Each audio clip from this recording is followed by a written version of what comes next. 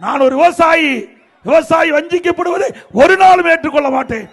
அந்த அடிப்படையில் தான் 14,000 கோடி இந்த திட்டத்திற்கு ஒதுக்கப்பட்டு முதற்கட்டாக பணி துவங்கி நடைபெற்றது. இன்றைய தினம் அந்த திட்டம் முடக்கப்பட்டுகின்றது. இந்த திட்டம் மட்டும் நிறைவேற்றப்பட்டிருந்தா இன்றைக்கு மேட்டூர் அணையிலிருந்து திறக்கப்படுகின்ற உபரி நீர் வீணாக போய் கடலிலே கலக்கின்றது.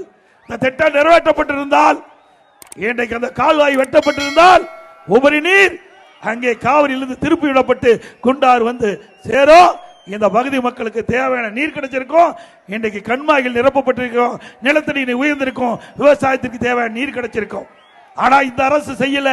விவசாயிகள் விரோத அரசு திமுக அரசு என்பதை எண்ணி பார்க்க வேண்டும். மீண்டும் உங்களுடைய ஆதரவோடு அனைத்து இந்திய அண்ணா திராவிட முன்னேற்ற கழகம் வெற்றி பெறும்.